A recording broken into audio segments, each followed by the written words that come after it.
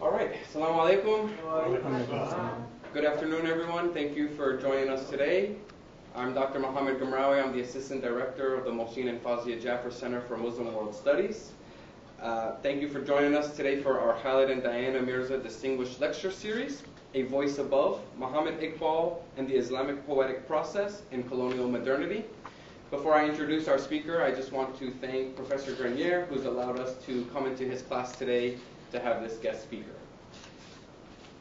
Today's lecture is going to be by Dr. Abdul Manan Bhat, who completed his PhD in Religious Studies from the University of Pennsylvania, where he currently teaches. Manan is a scholar of Islam, literature, and lived religion, and specializes in religious discourses on poetry and Islamic history, with a focus on South and Central Asia. His current book project, entitled Divine Craft, Poetry, Bodies, and Islam in Modernity, explores the shifting relationship between religious knowledge and literary expression between the early modern and the modern period. Manan works primarily in Persian, Urdu, Arabic, and Kashmiri. Please help me in welcoming our guest speaker, Dr. Manan. Thank you so much. Thank you for that wonderful introduction. And Assalamu alaikum. Okay, this is good. Assalamu alaikum to everyone. I thought the microphone was on. I am quite, it's an amazing opportunity to be here. I've never been in Miami before, so this is to talk about Iqbal as I am in Miami for the first time, I think is a happy coincidence. I have to thank Dr. Misbahi, who has been very kind in extending this invitation, getting me to come here. Dr. Gomrawi, who's been amazing in terms of the logistics and helping me arrange this trip, and of course to the Mirza family, to Khalid Saab for this opportunity. Today we're going to talk about Iqbal, and I'm hoping those of you who know of him will learn something more. Those of you who have not heard of him will leave mesmerized and want to know everything you can about this great poet named Muhammad Iqbal. I'll be presenting a small portion. So what I'll do is I'll speak for about 30 minutes, roughly, and then we'll have some discussion, some conversation. I'll be presenting a small portion from my ongoing book project. In other words, this is most certainly a work in progress, so I would be grateful for your comments. Let me briefly just tell you about the book project, from which the portion you'll hear today comes from that project, and therefore I think it would be good for me to contextualize this talk today in the larger project from which it comes. As you heard, the book I'm working on is called Divine Craft, Poetry, Bodies, and Islam in Modernity, and it explores the shifting relationship between religious knowledge and literary practice between the early modern and the modern period across Persian, Urdu, Arabic, and Kashmiri sources, and probes the changing parameters of religious materiality during this period. It explores competing notions of the poetic process, how a poem materially enters and survives the physical world. This might seem a very basic question, but actually what the trajectory of a poem is a very crucial way to understanding the relationship between Islam, modernity, and the rise of secular literary frameworks. And the book covers the period from early modernity to post-modernity in South and Central Asia. Now, most scholarship on modern Islam privileges an archive of prose, meaning most archival sites that you see in the story that is told about modern Islam, which is Islam in the 19th century up to the 20th century and into the 21st, it takes prose sources to be the main archive. Poetry, however, is often relegated in a sense to the margins when we think of modern Islam. Now, in contrast, my research centers poetry and its attendant discourses in the study of modern Islam.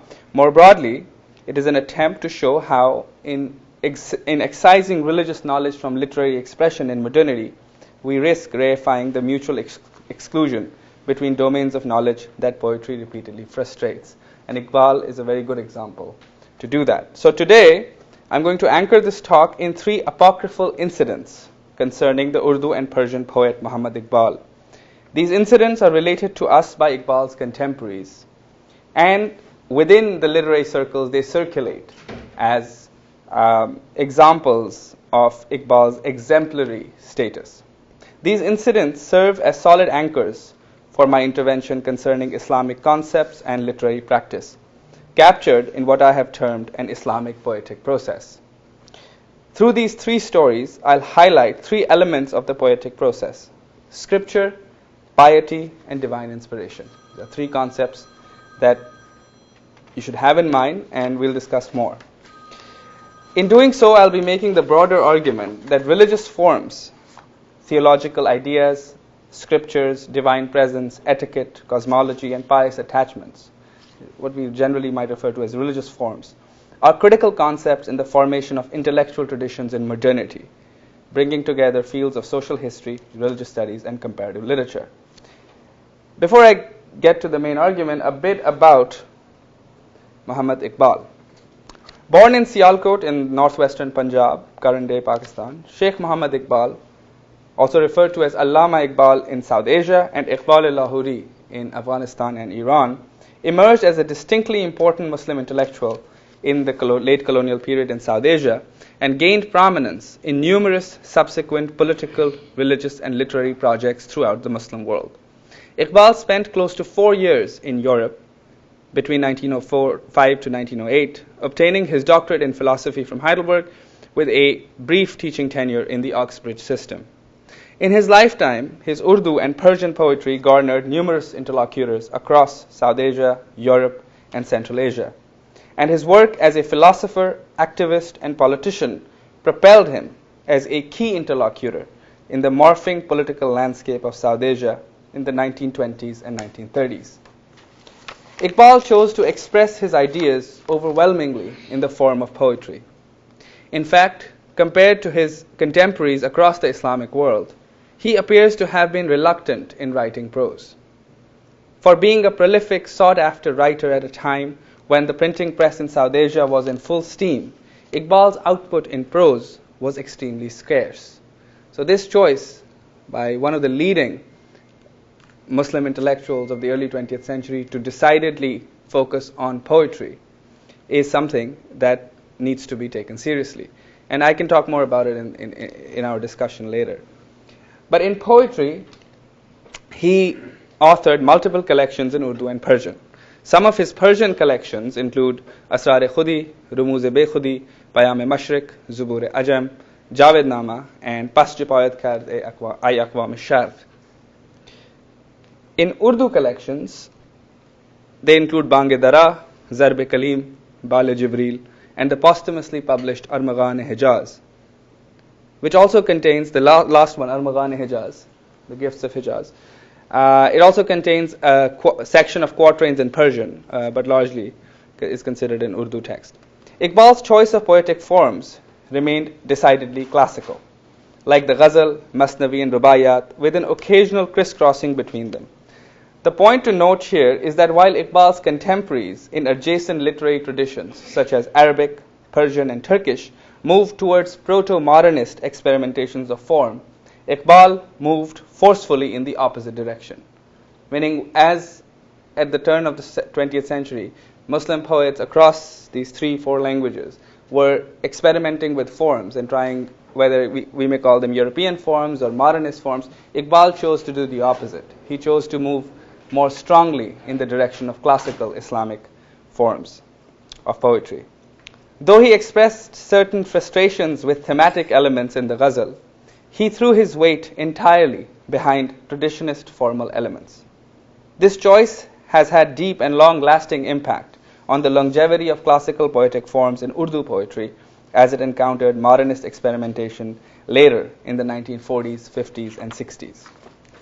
On this note, consider, for example, this pithy critique of the League of Nations from the late 1920s. Iqbal was quite critical of the rise of institutions of the international liberal order, whose fundamental authority to arbitrate justly or arbitrate at all he brought into question.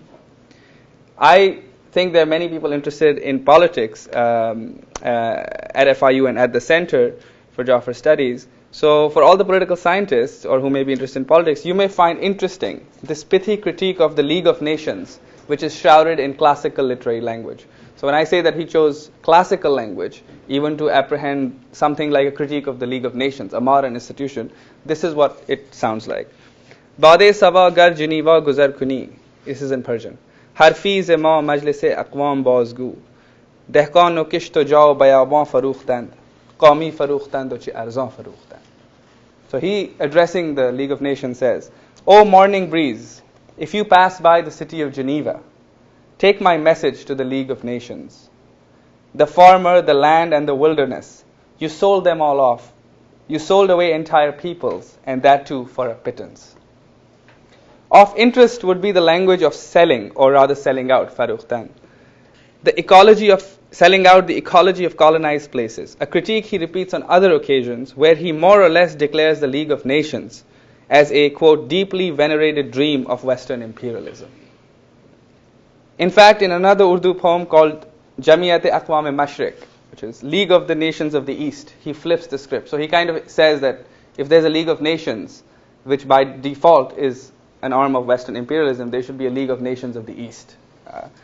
देखा है, this is in Urdu, देखा है मुलूकियत अफरंग ने जो ख्वाब, मुमकिन है कि उस ख्वाब की ताबीर बदल जाए, तेहरा हो अगर आलम मशरिक का जनीवा, शायद कुर्राए अर्ज की तकदीर बदल जाए. The dream beheld by European imperialists, quite possibly its interpretation may change. If Tehran were to be the Geneva of the East, perhaps the fate of this planet would also change for the better. So he's kind of imagining that there should be a League of Nations of the East, and displaces Geneva as kind of the center. Iqbal's legacy intensified further after his death in 1938. He was assigned, some have argued anachronistically, a key place in various post-colonial national projects, including Pakistan, Afghanistan, the Islamic Republic of Iran, and lately in the Republic of Turkey. In the era of post-colonial nation-making, Iqbal is foisted as a guiding voice for Islamic iterations of post-colonies. Even though the basis of his legacy is largely premised on his poetry, a form in which he published the majority of his corpus, scholars of Iqbal have long lamented that multivalent insights of his poetry are largely straitjacketed into particular political projects, owing to his reputation as a philosopher, an activist, a politician, and a reformer.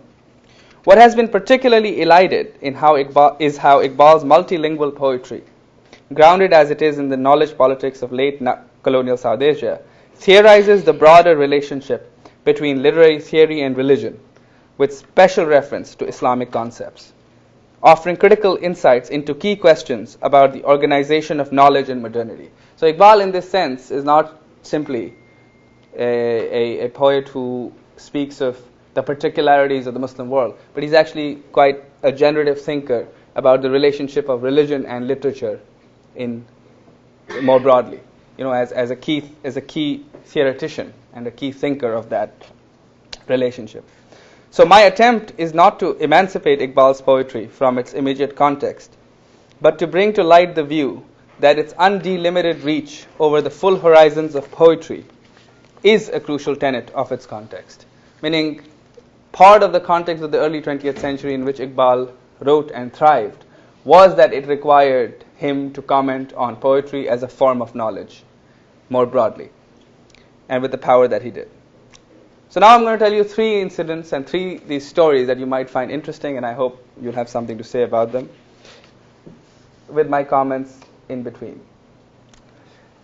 The first story comes from Sayyid Nazir Niazi, who authored a fascinating book by the title Iqbal Ke Huzur, in Iqbal's Presence, published in 1938, the year of his passing. The year of Iqbal's passing, that is. An account of his conversations with Iqbal over the waning years of the poet's life. Niazi was the first such account of Iqbal's life after his death. Niazi tells us that on one occasion he insisted that Iqbal revealed to him the main source of his poetry and philosophy. So a time was fixed for the following day. Niazi showed up to Iqbal's house on the dot with a hefty notepad and sharpened pencils, which he thought would be needed for the complicated references he would receive from the Heidelberg and Oxford trained philosopher and poet. After ceremonial pleasantries and sundry chit-chat, Niazi could not wait any longer. Impatiently, he reminded Iqbal of the main reason for this meeting. So, what are the sources of your poetry and philosophy? He asked. In Niazi's telling, Iqbal pointed to the bookshelf, guiding Niazi to pluck out one book. Turns out, it was the Quran. Now, one is immediately reminded of Iqbal's Persian lines, in which he really admits this. Gar dilam aina-e bi johar ast, gar ba harfam ghair Quran muzmar ast, roz mahshar khawar o ruswa kun mara, bi nasib az bosae pa kun mara. If my heart is a pearl-less mirror, which is to say, if any of my words are from anywhere beyond the Quran, on the day of judgment, humiliate me. Keep me from the bliss of kissing the Prophet's feet. This is Iqbal kind of admitting. Now, one might be inclined to view this incident as proof of Iqbal's love for the Quran, or of Iqbal's self-fashioning as a religious figure, or less charitably, an assertion on Iqbal's part of the Quran's superior place in the marketplace of religious scriptures. To me, however, this incident, together with Iqbal's poem, points to a practice of poetry in which religious textuality is an integral part of the poetic process. It is less about a matter of belief and more about the malleable arrangement of texts, ideas, and affections. The scholar of religion Talal Asad has commented on the central problematic of the construction of the modern category of literature in relation to its religious antecedent, and I find it extremely illuminating. Asad writes that there is an assumption that the discourse called literature can fill the role previously performed by religious textuality. The idea that literature is the quintessential space for producing the highest norms of modern society has become quite familiar to us. Although the genealogy of that idea, which includes higher biblical criticism and Lutheran fundamentalism, is less widely appreciated than it should be. For that genealogy reveals a profound shift for a hermeneutic method that was essentially parasitic on a pre-given sacred text, to one that produced literature out of an infinite variety of published texts. The emergence of literature as a modern category of edifying writing, which has made it possible for a new discourse to simulate the normative function of religious texts in an increasingly secular society. This is Talal Asad's writing on this relationship. It's a bit dense, I realize. But basically he's saying that when we think of this modern category of literature, we think of it as kind of this highest truth-telling exercise that can come out of the depths of one's own self and basically be infinite. But that relationship doesn't quite work when we think of the significance of religious texts, of religious textuality that has had a long-standing impact, and that it's not an odd thing for a modern writer to think that a religious text can be the main source of their creativity. So in the longer durée, what is odd is the displacement of a religious text. In the longer durée of literature and even of Western literature, which, when we think of its genesis of something like a literary critical exercise, like literary criticism, its roots are in biblical criticism. That's how it was developed. Now, this process is particularly evident in the translation of complicated concepts like adab, which you must have all heard, a concept called adab, an important practice in Islamic ethical tradition that at once means high bell letters, propriety, and etiquette. So it's a very large spanning concept, which was part of both medieval and early modern understandings of what it means to pursue a literary exercise. It was considered a combination of not just good writing, but good ethical and social comportment. Adab's translation as literature was produced in conditions of colonial modernity. It excised religious textuality and corporeal dispositions from the voluminous breadth of the poetic universe to produce a mutilated category of literature. As Talal Asad notes, the assumption that literature was the highest, most capacious form of truth-telling was critical to the imperial project of regulating and delimiting the domain of religion. Such ideas about literature had more to do with favorable attitudes towards logocentric forms of selective private reading than with the substantive content of religious textuality, corporeal dispositions, and knowledge traditions. In a sense that, a concept as capacious as adab was turned into this idea of literature. And in doing so, it reflected and in a sense secularized and separated religious textuality, ethical comportment, and turned a very specific portion of adab into literature. That's what was counted as literature. The translation of adab into literature is a very fascinating subject, and we can talk more about that. So this translation had more to do with favorable attitudes towards logocentric forms of selective private reading than with the substantive content of religious textuality, corporeal knowledge, and religious concepts that combined to make legible Iqbal's claim that the Quran is the central springwell of his poetry. The larger point I want to draw here, though, is that Iqbal's example, is that the practice of poetry, rather than being conceived in its liberal secular formation as a form of free expression produced from infinitude, derived its power from a deliberate connection to particular networks of scriptures, texts, and hermeneutics, a point made very forcefully also by Shahab Ahmed in his seminal work, What is Islam? So the broader point with this story is that, to think of the significance of something like the Quran as the source for poetic creativity is not simply an expression of love for the Quran, but it is a hermeneutic. It's an ability to imagine and center a religious text which may not align with the liberal secular formations and paradigms of literature. That at the center of which is the self, that whatever I know within me is kind of true poetry. But in this sense, it points to a world in which religious texts, ideas, concepts there's a network that exists as part of that creative exercise. So in a sense, the reason I'm sharing these three stories with you is to kind of have you think a little bit outside the general principles of liberal secular understandings of literature and of poetry. Now, let's move from texts to bodies. This is an interesting incident as well.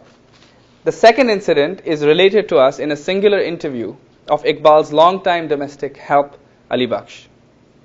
Some of you may have heard this if you are Iqbal enthusiasts. One night, Iqbal was up past his usual hours. It was very late in the night.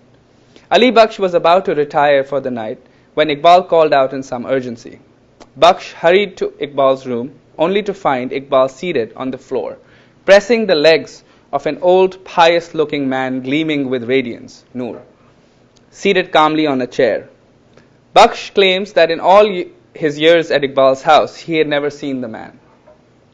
Iqbal asked Bakhsh to run out and get 3 glasses of sweet buttermilk, lassi, which is like a sweet version of doogh or ayran. So he asked him to go and run out and get three glasses of buttermilk. And Ali Bakhsh responded to him that at this hour, nobody in Lahore, at this hour, where am I going to find? He said, no, you go outside and you'll find it. So sure enough, he ran outside. And as he ran outside, he saw another radiant man right outside the house with a stall of buttermilk at odd hours. And he went to him and he said, I need 3 glasses of buttermilk. So he gave him very happily, packed it for him, sent him back. And as he was trying to pay him, the stall seller said to him, no, you have come from Iqbal's house, right? He's like, yeah. So he said, well, I have my own account with him. I'll deal with it later, so you don't have to pay me. So he said, okay, so he went back. Now, Ali Bakhsh arrived back at the house with 3 glasses of buttermilk, and he gave them to the guest. And Ali Bakhsh in the interview says that I saw the guest drink 1 glass, then I saw the guest drink another glass, And then the third glass he said to Iqbal, no, why don't you have some too?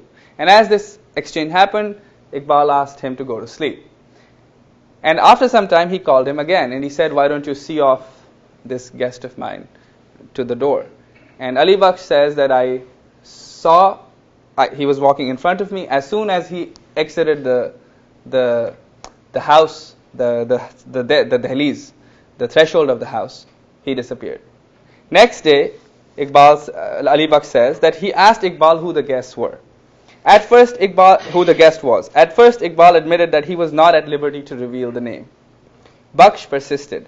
Finally, Iqbal revealed to him that the person for whom Ali Baksh brought the buttermilk was the Sufi saint Muhyiddin Chishti, eponymous founder of the Chishti Sufi order. And the seller from whom Baksh was able to acquire the buttermilk was Data Ganj Baksh, Ali Hujwiri. Now, scholars of Sufism and medieval religious cultures more broadly will immediately recognize mystical tropes in this incident.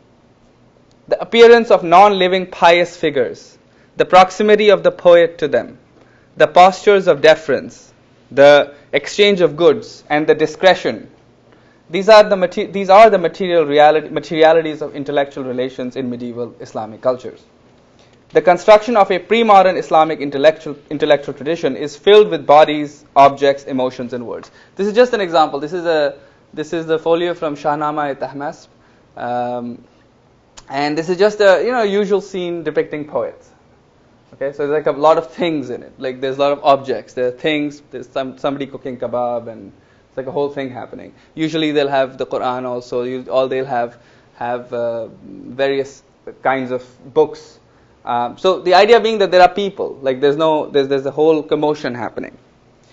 However, now in this case also in Iqbal's home, there is a visitation of non-living pious beings that have come to his house.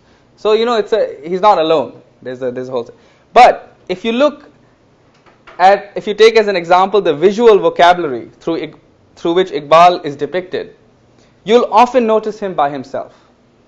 I think anybody who's grown up in South Asia or has seen, Iqbal is almost never seen with anybody else. He's just always by himself. He seems to have no contemporaries, no influences, no interlocutors. What one sees is an isolated being indulged in a solitary act of thinking. Nothing in Iqbal's poetry suggests to be the case. Like if you read about Iqbal's life, he was always surrounded by people, and also people who were not living. There's a broader point I'm trying to make. So if you just look at the difference between how poetry is depicted here and how Iqbal is depicted here, these are very famous examples. This is one of his actual photographs, from which there was a postage stamp published, both in India and Pakistan. And then that's a very, very famous kind of visual form for Iqbal, where he's shown with an eagle, which is one of the creatures that features in his poetry a lot. So he seems to here just be in an isolated being indulged in a solitary act of thinking. As in a snapshot of the previously mentioned incident, his poetry is severely dialogic, meaning he's always talking to someone. It's crowded. Take as an example his long narrative poem, Masnavi, called Javednama. It's called the Book of Eternity. Okay, this is a snapshot from the Javednama. Now, what is the Javednama? It's a long narrative poem called a Masnavi, which is a Persian form, interpolated with occasional ghazals. Javednama's mystical, literary, political, and theological potentialities have been examined by scholars writing in Urdu, Persian, and English. So basically what happens in the Javednama? In the Javednama, Iqbal's narrative voice, the character, travels through 7 heavens and spheres, like the cosmological realm, with a guide. That guide is Rumi, the major. I know that some of the classroom here was dealt with mysticism, and Rumi, Jalaluddin Rumi, must have heard, the medieval major Sufi saint, and also lately the best-selling poet in America after a number of his translations have appeared. So that's the premise. So what is Iqbal doing? What he's doing is he goes in the narrative voice of the Javednama. He goes through the various various spheres and planets. And all he does is talk to people with another character named Rumi, who's guiding him. And in that journey, he meets Abdul Qadir Jilani, he meets Rumi's obviously there, he meets Ghalib, the Indian Persian Urdu poet, he meets Karl Marx, he meets Lenin. Like the whole thing is a journey where he's just talking to people. So he's not alone, he's not by himself. And the reason I point that as an example is to show that this vision of talking with figures, of not being alone, of being connected to a tradition, is very endemic to Iqbal's understanding of poetry. It's not a solitary affair that you do. And of course, the Javednama, to get a bit more technical about it, it was written in part, scholars have argued, against Dante's Divine Comedy, in which you descend down. But I think a better case is that it's not necessarily a response to Dante as much as it is a recreation of the Prophet's ascension, the Miraj, as it's called. And in fact, there is an entire genre of Miraj Namas in Persian literature across the Muslim world, which Iqbal is drawing on here. But the main thing is that reading and rereading Javednama recreates that experience for the reader while it guides them on this journey. Just as Rumi's spirit guides Iqbal in the Javednama, in both its form and content, the poem itself becomes a guide for you to go through these various stations. All right? So it's quite a complicated piece of work. I can talk to you more about that. But the point I'm trying to make is that Iqbal's poetic world is very crowded, and it's filled with figures with whom he is in constant dialogue. In fact, one could go further. In Iqbal's world, there is a consistent presence, an intimate presence of figures big and small from Islamic history. Meaning in Iqbal's poetry, Islamic history itself emerges as a major character, as a major backdrop, with whom he's always in conversation. But that still leaves us with a problem.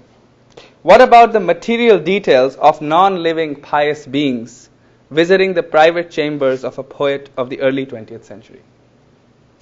While such visitations are an integral part of a long-standing Islamic poetic process, most modern critics of Iqbal have viewed this incident as a hagiographic telling, that is, at best, a metaphor for Iqbal's interest in these two Sufi figures, who metonomically represent the Sufi intellectual tradition. Now, be that as it may, my interest in this incident is in the impetus of modern critics to metaphorize the materialities of this exchange and provoke a different set of questions and observations regarding piety, cosmology, and embodiment in modern assessments of literature. The modern secular approach to literary processes in the Islamic world has wrestled with the non-secular manifestations of materiality. In other words, there is no scarcity of primary sources from the late 19th and early 20th centuries that assume a religious cosmology filled with angels, non-living beings, and pious visitors for the material functioning of poetry, which is to say, such a cosmology is the very fabric through which a poem materially enters and survives the physical world. Meaning, this is not an odd thing.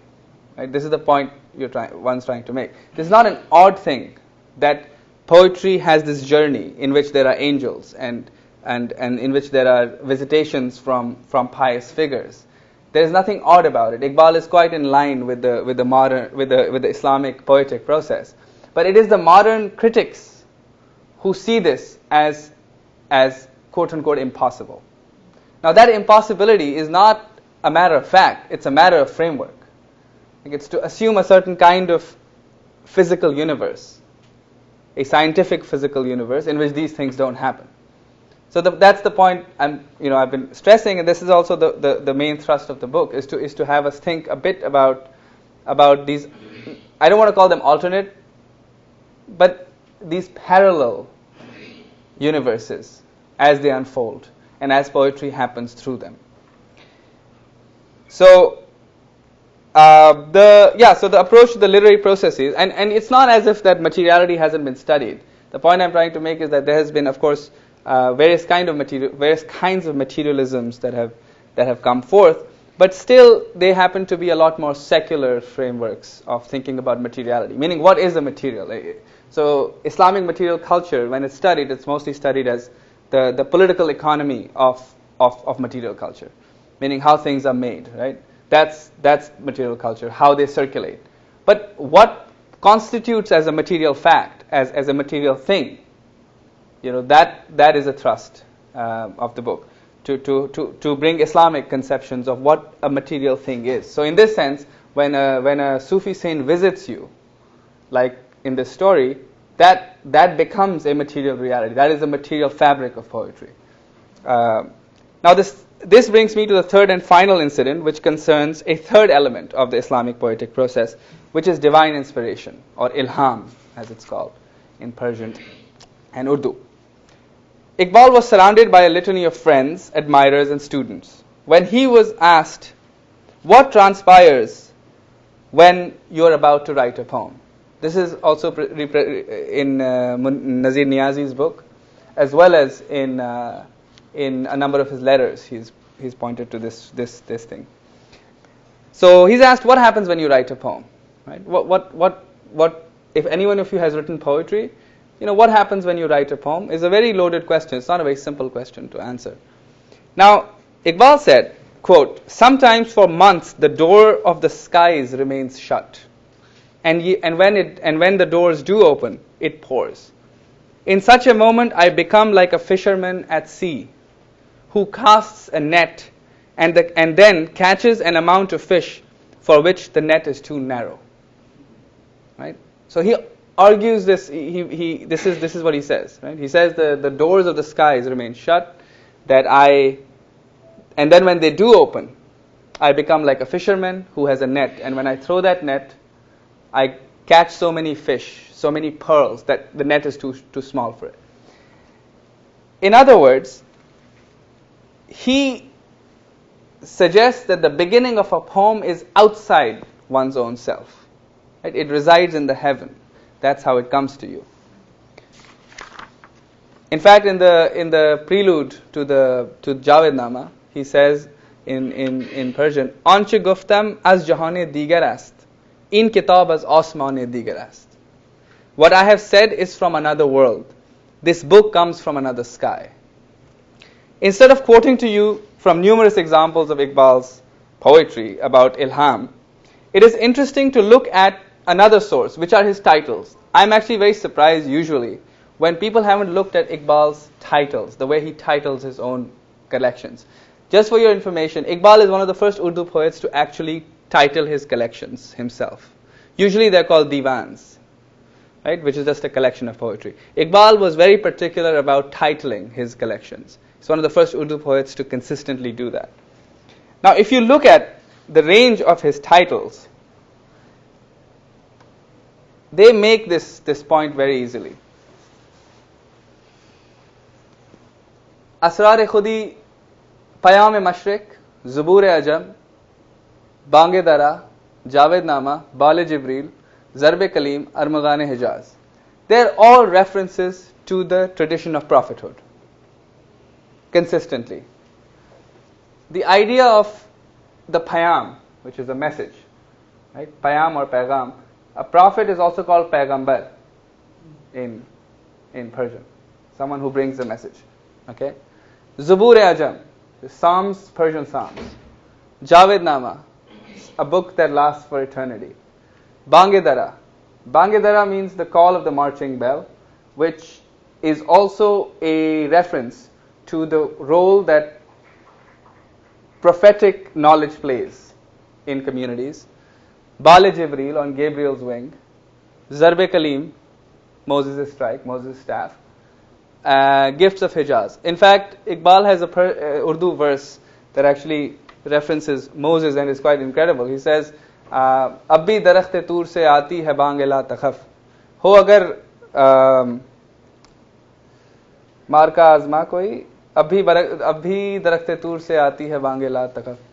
मिसले कलीम हो अगर मार का आजमा कोई अब भी दरख्त तूर से आती है बांग ला तखफ, which means that if someone like Moses were to reappear today, if someone like Moses were to reappear, the burning bush, the mountain at Sinai still calls out La takhaf, which is a reference to a Quranic verse, which is La takhaftu, which is what in the Quran God said to Moses when he first heard his voice. Don't be scared.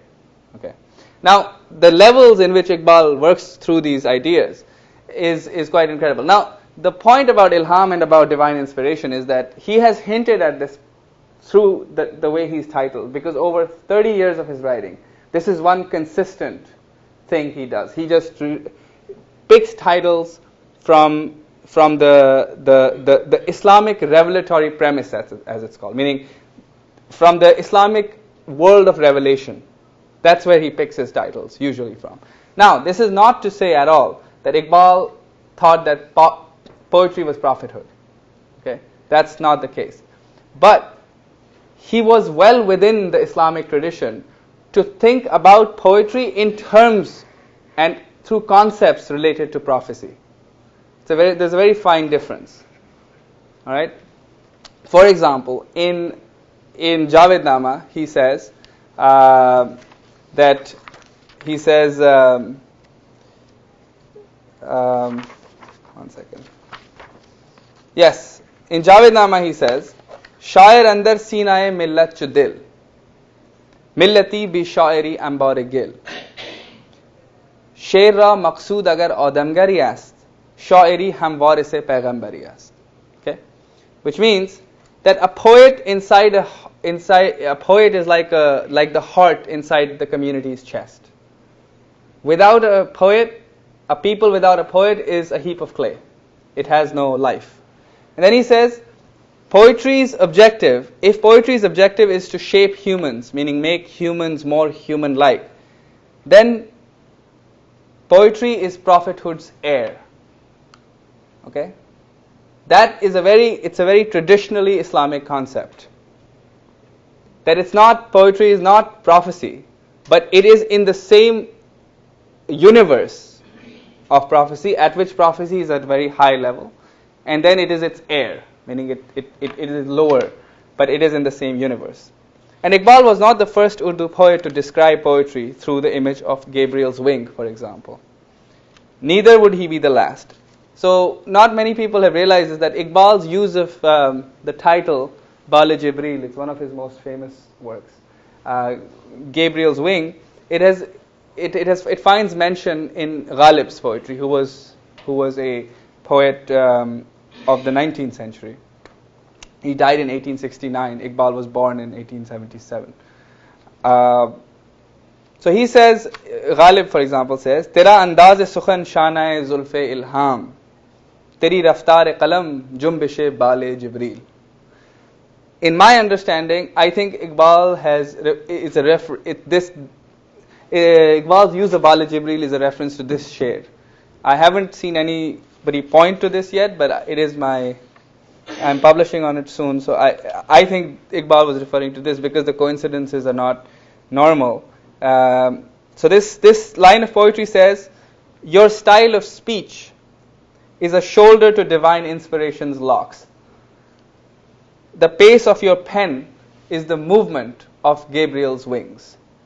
He's trying to praise someone. And again, this, even Ghalib's usage, is to do with writing. Right? It's to do with poetry. So I think Iqbal certainly had this on his mind when he was titling Bala Jibril. And even after Iqbal, countless 20th century Urdu poets have furthered this vision in their poetry, from characterizing poetry as musings of the Gabriel of passion, to describing the poet as carrying out another chain of be and it is. For instance, I'll just give one example of the Urdu poet Firaq Gorakhpuri, who I'm sure anybody who's heard of Urdu poetry would know of him. It's really a remarkable sher that I'll recite. And what I want you to pay attention to is that it's built on Iqbal's usage of Gabriel's wing. He says, Afsurda o tira fizaon mein, garmi e pare Jibreel hu main. अफसुर्दा और तीरा फ़ज़ाओं में गर्मी परे जिब्रील हूँ मैं सोते संसार के सीने में लेकर आयात उतरता हूँ. In climes somber and pitch dark, I am the heat of Gabriel's wings. I descend with divine signs into the chest of a world fast asleep. It's going to take me a very long time to unpack this because it's a very dense share. Anyways, this is so a rightly guided poem's material journey begins not within the deep confines of the self, but exterior to it, that is, in the skies, is a standard account of poetry in pre-modern Urdu and Persian poetry. Iqbal is not unusual in making this point. In fact, he is very much in line with tradition. What is unusual about Iqbal's usage is that he chose to center the religious journey of a poem at a time when the colonial excision of religion from entities like literature or politics was in full swing. So Iqbal's usage is not unusual, but his thrust and his context is unusual. When everybody was moving away from it, he again was moving really head-on into it. It is in that context in which Iqbal asserts the poet as a divinely inspired guide through ideas like ilham, visitation, and so on and so forth. So when located within the political conditions of Islamic knowledge in late colonial South Asia, the intimacy of poetry and revelation through the language of prophethood takes renewed meaning. Preferred as an articulation of politics in the aftermath of political sovereignty, Iqbal's work established divine inspiration as a key metric of poetry at a critical juncture for religious ethics in the late colonial period. Very briefly, before concluding, I'll mention that I see the forceful resurgence of divine inspiration as a key metric for poetry in this period as conveying a larger change. And this is a secondary argument in the book, is that I think that figures like Iqbal conceived poetry's role in modernity to be a linchpin of Islamic intellectual sovereignty.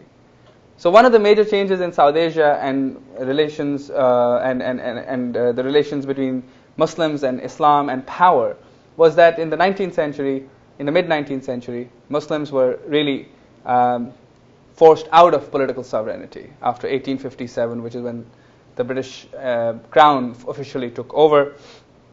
And Muslim institutions were really attacked. So by the 1900s, Muslim institutions of learning were in serious attack in South Asia. And that is precisely the context in which Iqbal emerges, which is why one of my arguments is that poetry was one such genre of knowledge that was seen to be the intellectual, the linchpin of intellectual sovereignty, which is my explanation for why he didn't choose, for example, to go into European forms of poetry. He thought that, and many figures like him, thought that poetry was one way we could be intellectually sovereign, even though political sovereignty was lost. So a larger contention here is that poetry was, compared to other classical Islamic genres, such as law, science, medicine, and philosophy, the most self-assured genre of Muslim discourse during and after colonial modernity. I think the Muslim voice in poetry remained the most confident as compared to a number of others when thinking about how colonial knowledge affected all these other genres. It affected poetry as well, but Iqbal is a great case that poetry was protected a lot more than all the other genres of knowledge as being kind of the linchpin for Islamic intellectual sovereignty. Now finally, in making a case for an Islamic poetic process through Muhammad Iqbal, I have tried today to make the larger point about how religious forms are weaved into a poetic tradition, which we have comfortably come to understand in the neatly separated category of literature. Iqbal constitutes a key figure from whom we can begin to rethink the larger relationship between religious knowledge and literary practice in modernity outside secular paradigms. Thank you.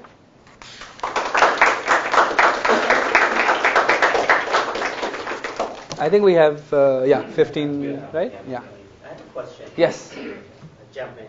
Yes, please. My prerogative here. So I was just thinking whether in your project whether you have to deal with the notion of secularity head on. In courses that I teach, which relates to Islam, I start the class with Charles Taylor's discussion. Of course, yeah. About, the secular age, and what is the meaning of secular age, and the concept of imminency. It's all over modernity, and how religion actually has problem with adapting and digesting imminency, and so on. So I thought we had a suggestion to see how this question of imminent frame, which is so central, right, yeah, has to be head on. And I think that's why I see Iqbal and others in Persian poetry, they have serious problem, because Sher No, the new poetry in Iran, was sort of alternative to the old poetics. Old poetics, yeah. And I think one of the difficulty of the Sher No is the form is fascinating, but the substance is in trouble. So there's a post-Sher No debate in Iran. What happened? Should we go back to Hafez or Rumi? Rumi is too mystical. Hafez is somewhat worldly, so maybe there, but it's still Hafez is a Hafez al-Quran. So that's why I thought, maybe in your work, actually think about dealing with a big ontological picture, right, before you get into him as a modern philosopher, traditional philosopher, and especially the venue of poetry, which I think is a brilliant approach from it, which I haven't heard before, actually. Thank you so much. I'll just one thing. Definitely, the book in part is going to be about secularism also, but I think that Charles Taylor's work and also Talal Asad's response to Charles Taylor's work is I think quite compelling, in that when we think of secularism popularly, obviously it seems like it's a good thing, which it can be, but it's really about the projects, the political power of concepts, right? So one of the hallmarks of modernity when it comes to literature and religion and secularism, in my opinion, is that literary criticism has become by default a secular exercise, or an exercise of secular knowledge. Right? And to me, the book will push against, in the talk also I tried, but the book will push against that consensus. Meaning, at what point did we decide that this was an expression of secular power? So the good way to do that is to show the distance between poetry as practice by Iqbal or by a number of other poets, and I have the theologians and Quranic mufassirs and so on and so forth. It should show the distance between poets and when the same poets write as critics.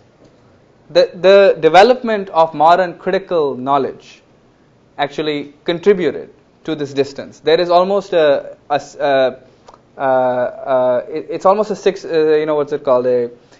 duplicitous distance, meaning poets seem to be very much grounded in a very large sensibility to do with how poetry arrives to you. The kind of figures, the material realities of poetry seem consistent over 400 years almost. But it's the critics, or in the critical mode of engaging literature, that they see these as unimportant. Suddenly, so you have the problem where the primary source is going to talk about all of this, like the three stories I mentioned. But when you look at the scholarly, literary critical work on poets like Iqbal, you suddenly see that it's rid of all its quote-unquote religious details. And what remains is a purely quote poetic exercise. So I think, to me, that's surprising. Are you surprised? No, I'm not. I mean, surprised in the sense that I'm surprised that I'm surprised at the power of making it invisible. There is a presumption of spiritual secularity. In other words, the divine cannot be involved, because then you are out of the game. Out of the game, yeah. So you have to create a space. Space, yeah. Which is not definable, really. Yeah. Which is not completely secular, but it is at Yeah. the same time. But it's spiritual. Yeah. And also the rise of the nation state, in particular. I think as the nation state begins to take center stage in secular power, it begins to push all these other forces out, or not just out. It starts putting them in a box, meaning God belongs in the mosque. Like it doesn't belong in a poetic process, right? So this is the larger trend, right, of secularism and national power, or the power of the nation state, in trying to delimit a sphere called religion and keep it there, right? So that's actually a great example of what you just mentioned, is that what do you mean God has anything to do with poetry? It doesn't have anything to do. God is to do with the mosque. Like, go to the mosque, and that's where God resides. God doesn't, so inspiration or divine inspiration doesn't belong in a mainstream poetic process. And that's what I'm arguing, in a sense, against. But I love the suggestion of taking the debates on immanence and secularism quite more seriously. Thank you. Yes?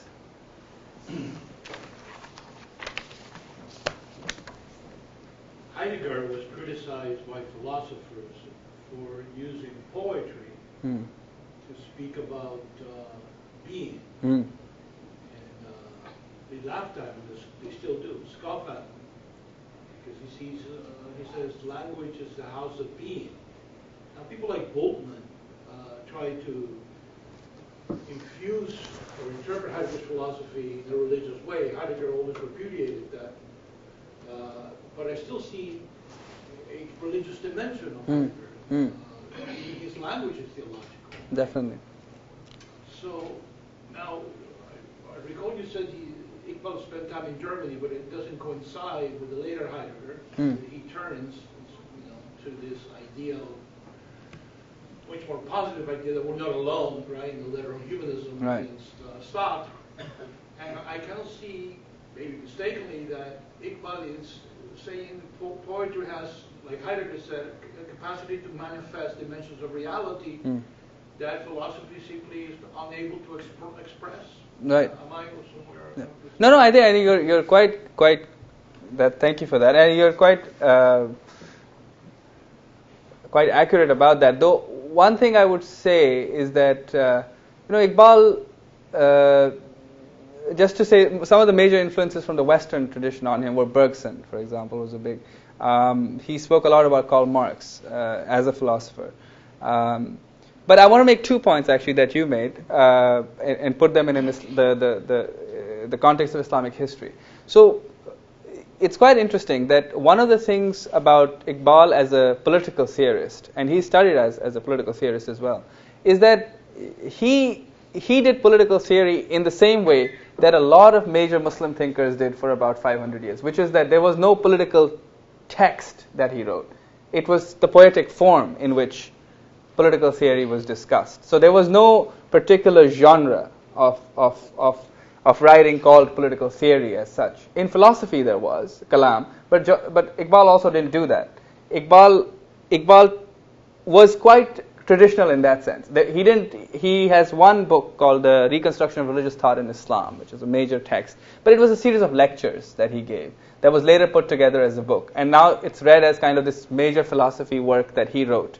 I think his major contribution in philosophy and political theory is in poetry, and it's the form of poetry that I often say, even to my students, that Iqbal is a major force because of the tradition in which he was born.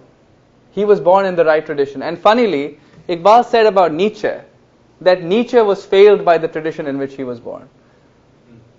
It's quite interesting. Iqbal's comments on Nietzsche are quite interesting. He has a verse which everybody likes to quote, but I think they don't get the context is often removed from it.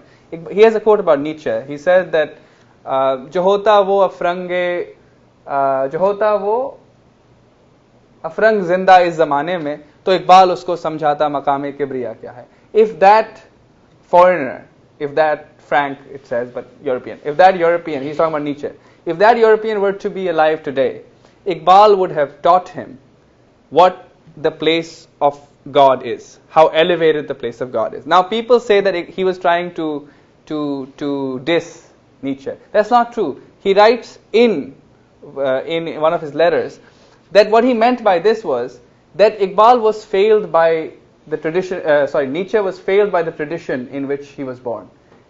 Had he been born in an Islamic tradition, he said that Nietzsche would have realized and fully realized the potential of his own thinking. So Iqbal's criticism of Nietzsche is actually in turn a criticism of the Western tradition that failed Nietzsche because of these constricted distinctions between forms and poetry and prose.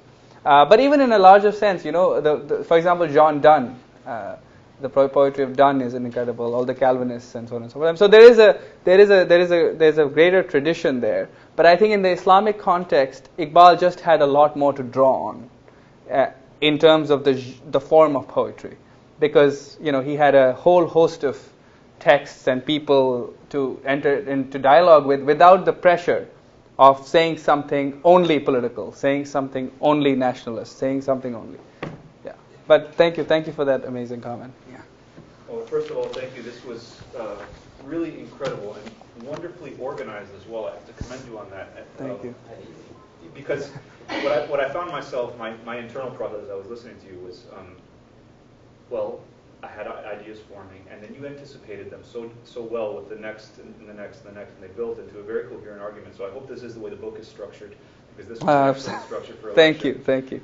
Anyway, I don't really have any really pointed questions, but first off, I do sort of see the influence of Shahab Ahmed's framework here in a way, especially in the way that as you're implying and as you're reading from Iqbal.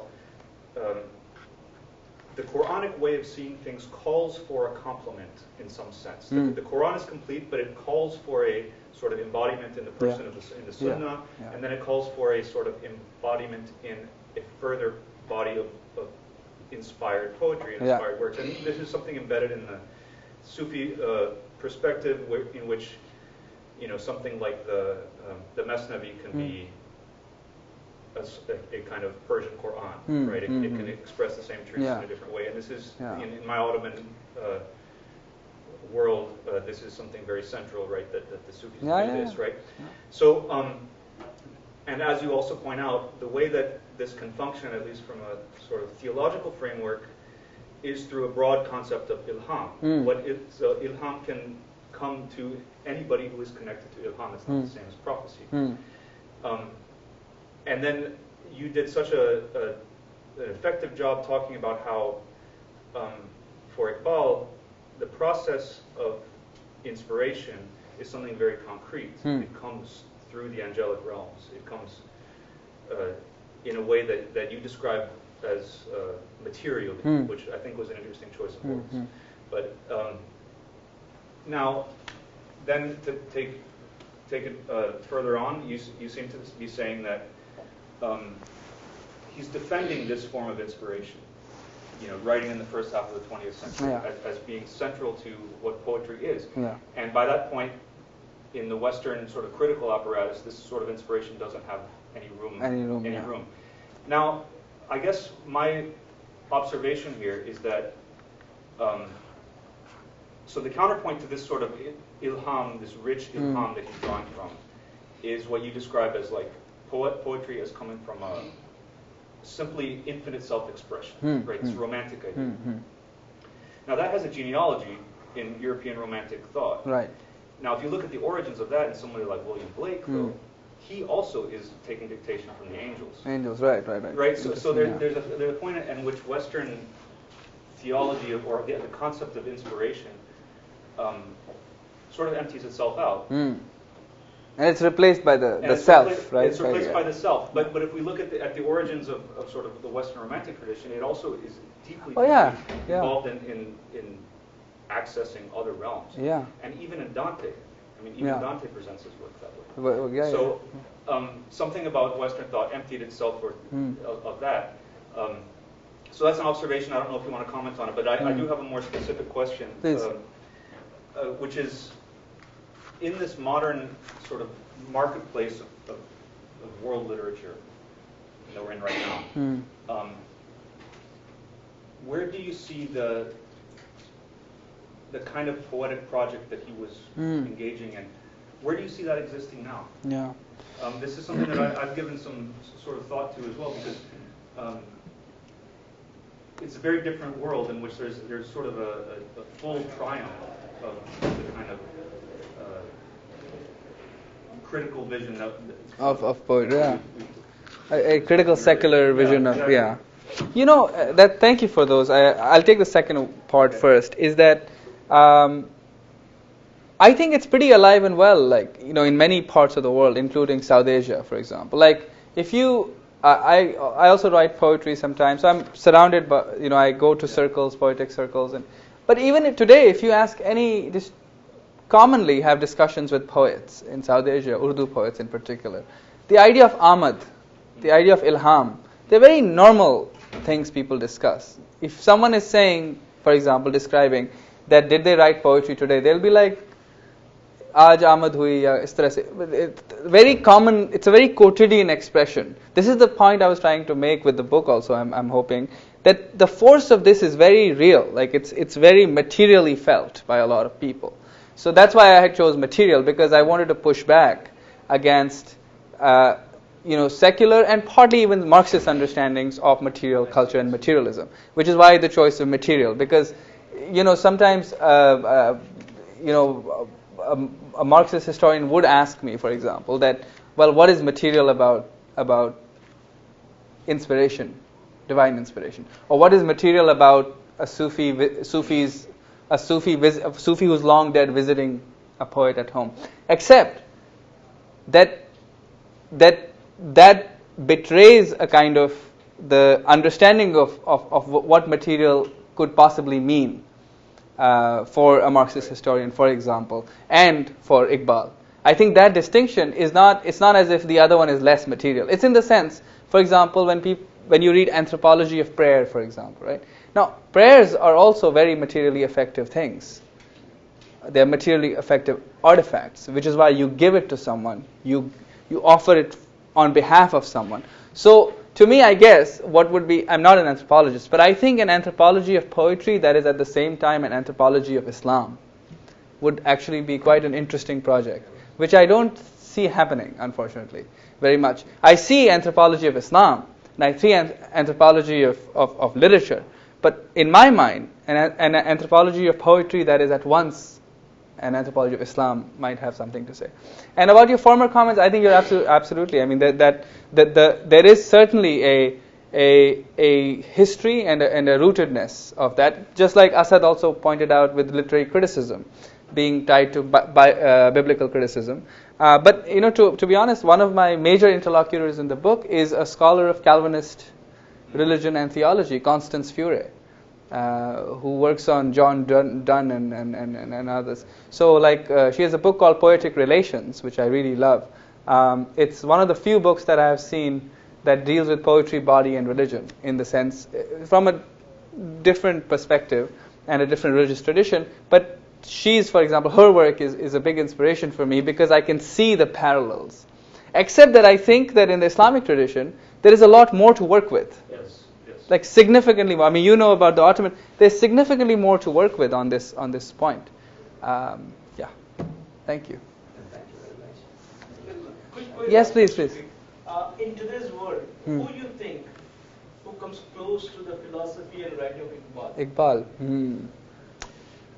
Iqbal. The poet Faiz Ahmad Faiz. Yeah. He has a line which I think is one of the best explanations of Iqbal. नहीं हजारों साल नहीं इकबाल के बारे में Faiz there was a major Urdu poet of the 20th century. He won the Lenin Peace Prize. At one point, one of the most famous poets in the world, basically. He died in 1984. Iqbal, he has written 2 lines about Iqbal in an essay that I think are the best explanation. He said that, I'll say it in Urdu पहले, then I'll do in translate. He said, हमें लगता है कि इकबाल एक मकतबा फ़िक्र है, लेकिन वाक़तन इकबाल एक दानिशगाह है. He said that we think that we treat Iqbal as if Iqbal is a school of thought. But in reality, he is a university. in which there are many schools of thought. So, to answer your question, Iqbal, some of his stuff, some poets have taken, some of his stuff, some other people have taken. You know, to us lihaz mein, there is no one person that I think can be in the shadow of Iqbal in a sense, which is why I like Faiz's comment that he is like a university. So, which means that he's not a school of thought. He has many things, and just like I think any great poet, he truly has given Urdu poetry so much to grow with, that his effects are felt from one end of Urdu poetry, from the progressive writers, to the other end, which would be the modernists and even Nasri Nazm, prose poem, and so on and so forth. So us lihaz mein, but in a sense of his sensibility, it's very difficult to say. But I think Faiz, not in the sensibility, but Faiz would be, if I were to say who's the poet after Iqbal that you would put as a central figure, I think Faiz would be there. Yeah. I wrote a lot of my dissertation on Faiz, so we can talk more about him. Like, I think Faiz also understood Iqbal very well, much better than other poets did. Thank you. Anything else? I think we're out of time. Oh, I think we're out of time. All right. Dr. Manan, thank you so much. Thank you so much. Thank you. Appreciate it. Before we conclude here, I just wanted to say something very quickly. We have a few special guests.